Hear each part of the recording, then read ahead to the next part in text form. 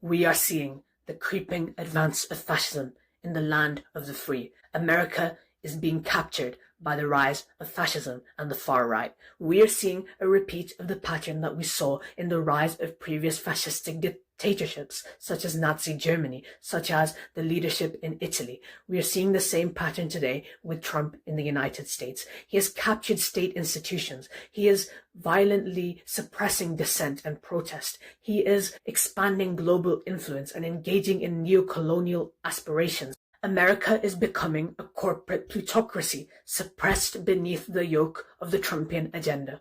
We can no longer trust America, if we ever could before, to be the leader of the free world, to be a beacon of freedom and democracy, though it never really was in the first place. This is not a new development. America's descent into corporatism and corruption is not a new development. It was just veiled beneath the cover of lies with previous administrations. But now it is blatant and inadvertent. They're proud of their immoral activities. They're proud of their corruption.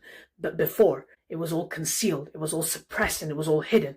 Before, there was a malign corporate influence, and today it has become even more pronounced. Before, there was expansionist neo-colonial ambitions, but today those have become abundantly clear and inherently part of the agenda of the government. This is a warning to all of us, a warning that hateful rhetoric can escalate rapidly into something fearsome and dystopian. This is the reality that we are seeing in America, from demonization of minorities to actual persecution of minorities. This is the reality that we are seeing. This is a hostile environment of fear and loathing that is created by this rhetoric, and this rhetoric escalates towards action. And when they say that we are not going to go further, you cannot believe them, because they clearly are. We have to be on our guard, because we have an advancing bastion of fascism here in the UK as well, and that is the man himself, Nigel Farage. We will see the same situation as in America if we allow that man to get anywhere near the corridors of power. And the biggest concern amongst all of this is how all of these fascistic parties are being bankrolled by big business and by the millionaires and billionaires that want them to guard their own interests, that wants them to expand their own influence rather than protecting the interests of the majority. We are living in a rule by the few, for the few, rather than rule for the many, by the many. This is not a democratic or a pluralistic system. We need to give power back to the people. We need to return power to the communities that decisions are affected by.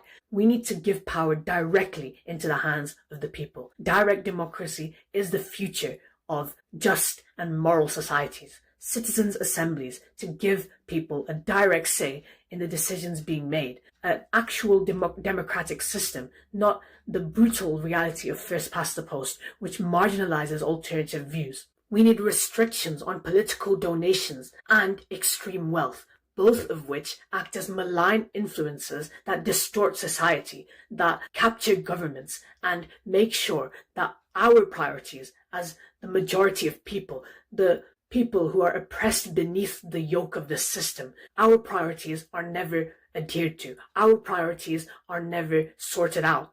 We will always be secondary to the interests of the wealthy. We have to cap wealth. We have to cap political donations. We have to take our system by the neck and reshape it so that it actually serves the people that it's supposed to serve.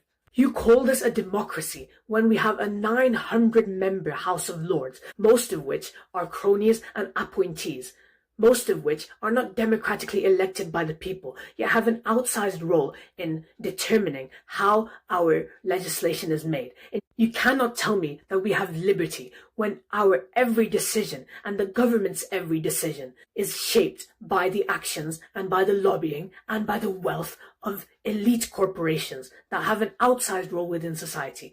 Advertising, lobbying, all this industry is reshaping our society before our very eyes, but we cannot see it directly because it is veiled beneath the covert influence that is actually shaping the outcomes that are happening. This means that we have no transparency. This means that there is no accountability, no consequences for the actions of these conglomerates and corporations that continue to destroy our society. Among the biggest culprits is the media. The media perpetuates this cycle of decline and mismanagement and corporate interests. It is in hoc to the very same interests that politics is in hoc to. It is in hoc to the very same interests that distort our society. This is a pattern that is repeated across all levels of our social structures. Yet we have not grasped this problem. We have not given way to fundamental change because we are fearing the upheaval that brings with it. We fear revolution because we are comfortable with the way that things are. We are comfortable with this reality. We say that is fair, but it's not. It is not. And we need to bring change. It is essential that we bring change because without it, we will continue to see decline and we will continue to be oppressed beneath the yoke of the system, beneath the steel boot of oppression that restrains our progress and our ascension. Rather than democratic, evidence-based policymaking, we have corporate capture. We have distorted priorities. It's time to change the system. It's time for a revolution of ideas. It's time for radical change. This is the path that we need to take. The path of renewal, the path of progress, the path of radical change, not the path of continuity, not the path of stagnation, not the path of decline.